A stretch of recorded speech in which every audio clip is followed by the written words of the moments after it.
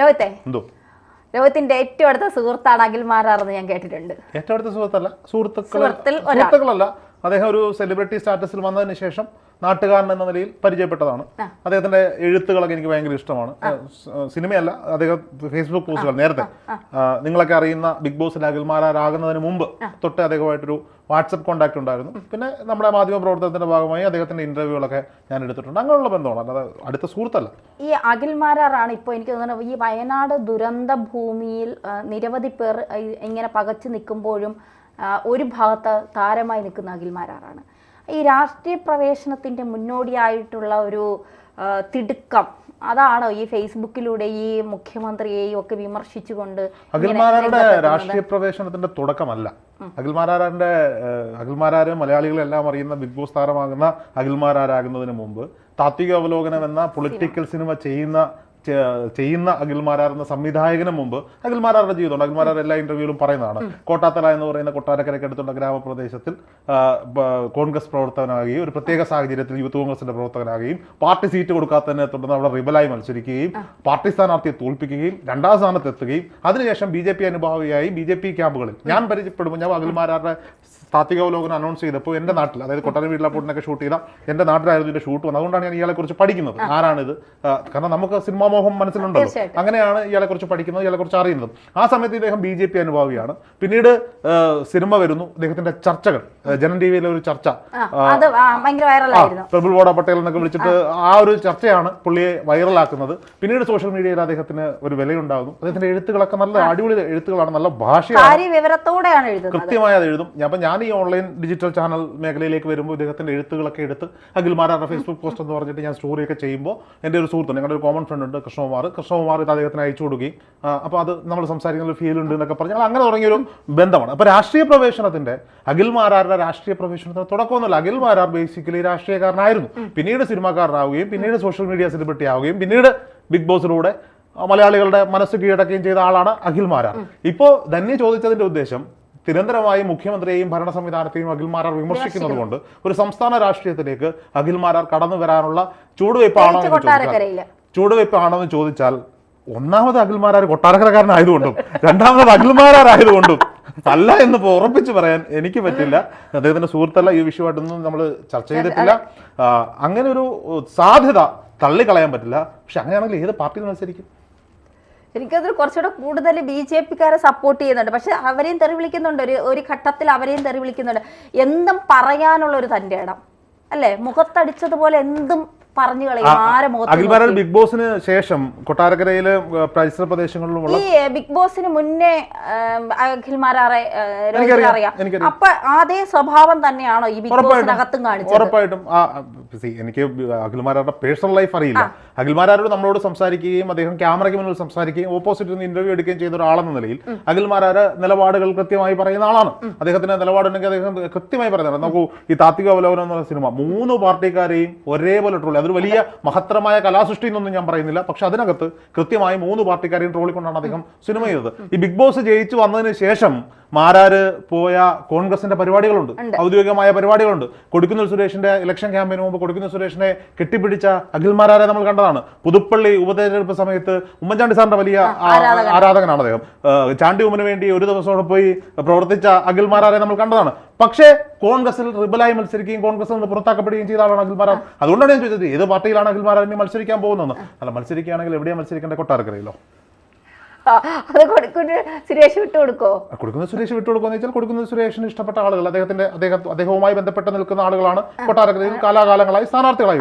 അവിടെ പതിറ്റാണ്ടുകളായി രാഷ്ട്രീയ പ്രവർത്തനം നടത്തുന്ന പല ആളുകളുമുണ്ട്. അവരെയൊക്കെ പരിഗണിച്ച് അപ്പുറത്തൊരു സെലിബ്രിറ്റിയെ കൊണ്ടുവന്ന് മത്സരിച്ചാൽ പത്തനാപുരത്തിന്റെ അവസ്ഥ നമുക്കറിയാം.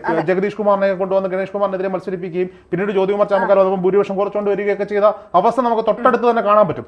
അവിടെ മാരാർക്കൊരു രാഷ്ട്രീയ ലക്ഷ്യമുണ്ടോ എന്ന് ചോദിച്ചാൽ ഞാൻ ചോദിക്കട്ടെ, ധന്യയെ നാളെ ഏതെങ്കിലും ഒരു BJP കോൺഗ്രസോ CPM വിളിച്ചിട്ട് സ്ഥാനാർത്ഥിത്വം തരാമെന്ന് പറഞ്ഞാൽ വേണ്ട എന്ന് ഒറ്റയടിക്ക് പറയാൻ തന്നെ തയ്യാറാവൂ? നിലവില് ഇല്ല എന്ന് ഞാൻ പറയില്ല. ഞാൻ പറയില്ല, ഞാനൊരു പാർട്ടിയുടെ ഔദ്യോഗിക ചിഹ്നത്തിൽ മത്സരിച്ചിട്ടുള്ള ആളാണ്. 24 വയസ്സുള്ള കേരളത്തിൽ വോട്ടവകാശമുള്ള ഏതൊരാൾക്കും നിയമസഭയിലേക്ക് മത്സരിക്കാം. അത് അഖിൽമാരാർക്ക് മത്സരിക്കാം. മാരാർ അതിനുവേണ്ടിയുള്ള പടക്കോപ്പുകൾ ഒരുക്കുകയാണോ എന്ന് ചോദിച്ചാൽ നമുക്ക് അതിന്റെ ഉത്തരം പറയാൻ പറ്റില്ല. അത് മാരാർ തന്നെയാണ് പറയുന്നത്. ബിഗ് ബോസിൽ പോകുന്നതിന് പകരം ലുലു മാളിൽ പോയി മുണ്ടുമൊക്കെ കാണിച്ചാൽ മതി എന്ന് പറഞ്ഞ മാരാർ ബിഗ് ബോസിൽ പോയി കപ്പടിച്ച് തിരിച്ചു വന്ന് അതിന്റെ പേര് സെലിബ്രിറ്റി ആയത് നമുക്കറിയാം. അപ്പൊ അയാളുടെ പേര് മാരാരെന്നാണ്. നമുക്കൊന്നും പ്രഡിക്റ്റ് ചെയ്യാൻ പറ്റത്തില്ല. അല്ല, അതിൽ എനിക്ക് ചോദിക്കാനുള്ളത്, ഇപ്പം നേരത്തെ പറഞ്ഞ പോലെ പല തവണ ഈ പിണറായിയെ വിമർശിച്ചും സർക്കാർ സംവിധാനങ്ങളെ വിമർശിച്ചും രംഗത്തെത്തുന്നുണ്ട്. അങ്ങനെയാണ് എങ്കിൽ ഈ ഇത്രത്തോളം സർക്കാർ സംവിധാനങ്ങളെ വിമർശിക്കാൻ, ഈ പ്രത്യേകിച്ച് ഈ ദുരിതാശ്വാസ അക്കൗണ്ടുമായിട്ടൊക്കെ ബന്ധപ്പെട്ട് ഈ വിമർശനങ്ങൾ, പ്രത്യേകിച്ച് ഈ ദുരിതാശ്വാസ അക്കൗണ്ട് അതിൽ ആര് തൊട്ടാലും കൈകൊള്ളുന്ന അവസ്ഥയിലേക്കാണ് ഇപ്പോൾ കാര്യങ്ങൾ പോകുന്നത്. കാരണം ആരതിനെക്കുറിച്ച് പറഞ്ഞാലും അവർക്കെതിരെ കേസെടുക്കുന്ന രീതിയാണ് സർക്കാർ ചെയ്യുന്നത്. പക്ഷെ അവിടെ പോലും ഒരു ഭയമില്ലാതെ ഇപ്പം അതിനെതിരെ കേസൊക്കെ എടുത്തിട്ടുണ്ട്. എന്താണ് അത്തരത്തിൽ ഈ സർക്കാരിനെ വിമർശിച്ചുകൊണ്ട് മറ്റെന്തെങ്കിലും ഒരു ഉദ്ദേശം? കേസൊക്കെ എന്ന് വെച്ചാൽ ചെകുത്താന്റെ പേര് കേസ് എടുത്തിട്ട് ഒരു ദിവസം കൊണ്ട് പുറത്തിറങ്ങി വന്നൊക്കെ നമ്മൾ കണ്ടതാണ്. അപ്പൊ മാരാര് വസ്തുനിഷ്ഠമായി തെളിവുകളൊക്കെ വെച്ച് സംസാരിക്കുന്ന ഒരാളാണ്, കൃത്യമായ മറുപടി കൊടുക്കുന്ന ആളാണ്. ഒരാള് എതിരെ കോട്ടാത്തലയിലെ CPM-മാരെ കുറിച്ചൊക്കെ അദ്ദേഹം പറയുന്നത് കേട്ടിട്ട് നമുക്ക് സങ്കടം തോന്നിപ്പോ അവന്റെ ഇത് കാണുന്ന അവന്റെ വീട്ടുകാരുടെ പാർട്ടിക്കാരുടെ അവസ്ഥ എന്നാണ്. അതേ രീതിയിലാണ് പുള്ളി സംസാരിക്കുന്നത്. ഞാൻ അതിനകത്തൊരു സിമ്പിൾ ആയിട്ടൊരു കാര്യം പറയാം. ധന്യ 1 ലക്ഷം രൂപ മുഖ്യമന്ത്രിയുടെ ദുരിതാശ്വാസ നിധിയിലേക്ക് കൊടുക്കാൻ തയ്യാറാകും. ധന്യ ജോലി ചെയ്യുന്ന ചാനലിൽ ഞങ്ങളുടെ ജീവനക്കാരി അല്ലെങ്കിൽ ഞങ്ങളുടെ ആൾ ധന്യ ശേഖരൻ 1 ലക്ഷം രൂപ മുഖ്യമന്ത്രിയുടെ ദുരിതാശ്വാസ നിധിയിലേക്ക് സംഭാവന ചെയ്യാൻ തയ്യാറായി എന്ന് പറഞ്ഞ് ധന്യയുടെ ഒരു ഫോട്ടോയും വെച്ചിട്ട് ഒരു പോസ്റ്റ് ഇടുകയാണ്. സ്വാഭാവികമായിട്ട് ധന്യയുടെ വീഡിയോ കാണുന്ന ധന്യയുടേതായിട്ടുള്ള കുറെ ധന്യയുടെ വിമർശകരുണ്ടാകാം, അനുകൂലിക്കുന്നവരുണ്ടാകും. ഇവരെല്ലാം ഇത് ഷെയർ ചെയ്യും, നല്ല പ്രവർത്തനം, ചിലർ വിമർശിക്കും. പക്ഷെ ധന്യ ഇത് ഇടുന്നതിന് പകരം ധന്യ ഈ ചാനലിൽ വന്നിരുന്നിട്ട് പറയാണ്, ആരും എനിക്ക് 1 ലക്ഷം രൂപ വയനാടിന് കൊടുക്കണം, ഞാനത് വയനാട്ടിൽ കൊണ്ടുവന്ന് അർഹതപ്പെട്ട ആളുകൾക്ക് കൊടുക്കും, അല്ലാതെ ഞാൻ മുഖ്യമന്ത്രിയുടെ ദുരിതാശ്വാസ നിധിയിലേക്ക് സംഭാവന ചെയ്യില്ല എന്ന് പറഞ്ഞാൽ എന്താ പറയാ, ഡിജിറ്റൽ മാധ്യമ പ്രവർത്തകയായ അല്ലെങ്കിൽ മാധ്യമ പ്രവർത്തകയായ ധന്യ ശേഖരൻ 1 ലക്ഷം രൂപ വയനാടിന് സംഭാവന ചെയ്തു, മുഖ്യമന്ത്രിയുടെ ദുരിതാശ്വാസ നിധിയിലേക്ക് കൊടുക്കില്ല, അപ്പോൾ അത് വൈറലാവും. ഇത് തന്നെയായിരുന്നു മാരാറുടെ സ്ട്രാറ്റജി എന്നാണ് ഞാൻ മനസ്സിലാക്കുന്നത്. മാരാർ 1 ലക്ഷം രൂപ അവസാനം മുഖ്യമന്ത്രിയുടെ ദുരിതാശ്വാസ നിധിയിലേക്ക് കൊടുക്കുകയും ചെയ്തു. എന്നാൽ കിട്ടാവുന്ന റീച്ച് മുഴുവൻ, ഈ ചർച്ച മുഴുവൻ മാരാറിലേക്ക് പോവാണ്. അവിടെ വയനാട് ഇത്രയും വലിയ ദുരന്തം നടക്കുമ്പോൾ ദുരിതാശ്വാസ നിധിയിലേക്ക് മനസ്സിലാക്കേണ്ട ഒരു കാര്യം, ഇതൊക്കെ പറയുമ്പോൾ മാരാരെന്ന് പറയുന്ന വിഷയം മാറ്റി നിർത്തിയാലും മുഖ്യമന്ത്രി പിണറായി വിജയന്റെ വീട്ടിൽ കൊണ്ടുപോകാനുള്ള പൈസയൊന്നും അല്ല. ഉമ്മൻചാണ്ടി ഭരിച്ചിരുന്ന സമയത്തും അച്യുതാനന്ദൻ ഭരിച്ചിരുന്ന സമയത്തും ഈ പറയപ്പെടുന്ന ദുരിതാശ്വാസ ഫണ്ട് ഇവിടെ ഉണ്ട്. എത്രയോ പാവപ്പെട്ട ഈ ദുരന്തങ്ങളും വരുമ്പോൾ മാത്രമല്ല, അരി വാങ്ങാൻ പൈസയില്ലാത്ത, മരുന്ന് വാങ്ങാൻ പൈസയില്ലാത്ത, ദാരിദ്ര്യത്തിലേക്ക് താഴെ നിൽക്കുന്ന കഷ്ടപ്പെടുന്ന ആളുകൾക്ക് ചികിത്സാ സഹായമായി 1 ലക്ഷം രൂപ വരെ കൊടുക്കുന്ന പദ്ധതികളുണ്ട്. MLA-മാരുടെയൊക്കെ റെക്കമെൻഡേഷൻ മതി, നേരിട്ട് അപേക്ഷിച്ച് കഴിഞ്ഞാൽ അത് കിട്ടും. അത്രത്തോളം വലിയൊരു ഇതാണ്. ഇപ്പൊ എല്ലാവർക്കും ഒന്നും നേരിട്ട് വയനാട്ടിലേക്കോ ദുരന്തമുഖത്തേക്കോ ഒന്നും സംഭാവന എത്തിക്കാൻ പറ്റില്ല. ഞാൻ ഇതിൻ്റെ ഇടയ്ക്ക് പറഞ്ഞ പേരൊന്നും പറയുന്നില്ല, ഒരു ഓൺലൈൻ മാധ്യമ പ്രവർത്തകന്റെ ഒരു വാർത്ത കണ്ടതാണ്. ഒരു പിക്കപ്പിൽ 3 ചാക്ക് അരിയുമായിട്ട് വയനാട്ടിലേക്ക് പോവാണ്. ഞാൻ സ്ഥലം പറയുന്നില്ല, അതുകൊണ്ട് തിരുവനന്തപുരം എന്ന് വെക്കുക, സ്ഥലം പറഞ്ഞാൽ അവർക്ക് മനസ്സിലാവുന്നുണ്ട്. തിരുവനന്തപുരത്തുനിന്ന് ഒരു പിക്കപ്പ് ഓടി വയനാട്ടിൽ പോയിട്ട് ഒരു എത്ര രൂപയുടെ ഡീസൽ വേണം? അതേസമയം ഇവനൊരു ബസ് കയറിയ വയനാട്ടിൽ ചെന്നിട്ട് ഈ പൈസ കൊടുത്ത് ഒരു അരി മേടിച്ച് അവിടെ കൊടുക്കുകയോ, ഇതുപോലെ തീർച്ചയായിട്ടും. അപ്പൊ ഇതിനെ അങ്ങ് ആഘോഷിക്കുകയാണ്. ദുരന്തപുരം നല്ല കാര്യമാണ്. ഒരുപാട് പേര് മാധ്യമ സുഹൃത്തുക്കൾ ഇപ്പോൾ കഴിഞ്ഞ ദിവസം തന്നെ നമ്മൾ ഓൺലൈൻ ചാനലിൽ പ്രവർത്തിക്കുന്ന കുറേ പേര് കളിപ്പാട്ടങ്ങളുമായി വയനാട് കയറി. കാരണം അവർ ഓരോ കരുതലുകളിലേക്ക് മനുഷ്യര് ചേർത്ത് പിടിക്കുകയാണ്. ഈ കരുതലൊക്കെ കണ്ടിട്ട് ബഹുമാനായ നമ്മുടെ ഹാഷ്മി 24 ന്യൂസിൽ ഇരുന്ന് വിങ്ങി പൊട്ടുന്നത് നമ്മൾ കണ്ടു. മാധ്യമ പ്രവർത്തനൊക്കെ, അതും ഹാഷ്മിയെ പോലെ ഒരാളൊക്കെ വിങ്ങി പൊട്ടി കരയാന്ന് പറയുന്നത് നമുക്ക് ഭയങ്കര നമുക്ക് തന്നെ ഉള്ളിൽ തട്ടുകയാണ്. പക്ഷേ ഞാനൊരു കാര്യം ചോട്ടെ രോഹിത്തെ, ഈ ഇത്തരം ദുരന്ത ഭൂമിയിൽ നമ്മൾ നിൽക്കുമ്പോൾ ഇപ്പൊ രോഹിത്ത് ഒരു 1000 രൂപ ഈ ദുരന്തത്തിൽ പെട്ടവർക്ക് രോഹിത്തിന്റെ ഉള്ളത് ചിലപ്പോൾ 10,000 ആയിരിക്കും, 5 ലക്ഷം ആയിരിക്കും, 1 രൂപ അത് കൊടുക്കുന്നത് ഒരു റീച്ച് കിട്ടാനായിരിക്കില്ല. രോഹിത്തിന്റെ ഒരു മനുഷ്യത്വമായിരിക്കും ചിലപ്പം. ഒരു ഞാൻ അറിയാവുന്ന രോഹിത്തിന് റീച്ചിനപ്പുറം ഒരു മനുഷ്യത്വമുണ്ട് എന്ന് വിശ്വസിക്കുന്ന ഒരാളാണ് ഞാൻ. അപ്പോൾ തീർച്ചയായിട്ടും രോഹിത്ത് ആ 1 രൂപ കൊടുക്കുമ്പോൾ ഒരിക്കലും അവിടെ ഒരു റീച്ചല്ല നോക്കുന്നത്. ആ 1 രൂപ കൊണ്ട് അവിടെ ആർക്കെങ്കിലും സഹായം ഉണ്ടായോ എന്ന് മാത്രമാണ് രോഹിത്ത് ചിന്തിക്കുക. എനിക്കൊന്ന് രോഹിത്ത് ചിലപ്പോൾ എന്തെങ്കിലുമൊക്കെ സഹായങ്ങൾ അവിടെ ചെയ്തിട്ടുണ്ടാകാം, അത് പുറത്ത് വന്നിട്ടില്ല, അങ്ങനെ വരണമെന്ന് ആഗ്രഹിക്കുന്ന ഒരാളുമല്ല രോഹിത്ത്. പക്ഷെ അഖിൽമാരാറെ സംബന്ധിച്ചിടത്തോളം എപ്പോഴും പബ്ലിസിറ്റി ആഗ്രഹിക്കുന്ന ഒരാൾ. അത് അയാളുടെ മുന്നോട്ടുള്ള ഭാവിയിൽ അയാൾ പല ലക്ഷ്യങ്ങളും മുന്നിട്ട് കണ്ടിട്ടായിരിക്കും.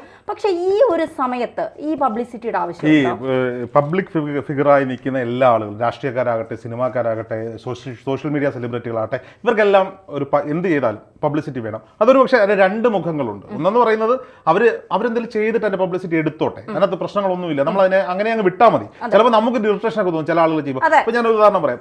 രാഹുൽ മാങ്കൂട്ടത്തിൽ ഒരു കുട്ടിയുടെ 3 വർഷത്തേക്കുള്ള ഇലക്ട്രിസിറ്റി ബിൽ ഏറ്റെടുത്തു. അപ്പൊ അദ്ദേഹം അത് ചെയ്യുമ്പോൾ നമ്മളത് ചെയ്യുമ്പോൾ അദ്ദേഹത്തിന് അതിലൂടെ ഒരു പബ്ലിസിറ്റി പിന്നെ നന്മയുള്ള ലോകമേ പാട്ടൊക്കെ ഇട്ട് BGM ഒക്കെ ഇടാൻ പറ്റുന്ന ഒരു സാധനമാണ്. ഇത് തന്നെയാണ് അഖിൽമാരാർ കാണിച്ചതാ 4 വീടുകൾ പണിഞ്ഞു കൊടുക്കും, എവിടെ പണി കൊടുക്കും, നാട്ടിൽ പണി കൊടുക്കും, അങ്ങനെ ഒരു സാധനമാണ്. അതെല്ലാം കഴിഞ്ഞത് വിമർശനങ്ങളായപ്പോൾ പുള്ളി 1 ലക്ഷം രൂപയും കൊടുത്തു. പുള്ളിക്ക് കിട്ടേണ്ട റീച്ചും കിട്ടി. പുള്ളി ഈ പറഞ്ഞ 4 വീട് പണിത് കൊടുത്താൽ നല്ല കാര്യം, അതുപോലെ 1 ലക്ഷം രൂപ കൊടുത്തതും നല്ല കാര്യം. അതിനെ അങ്ങനെ കണ്ടാൽ മതി.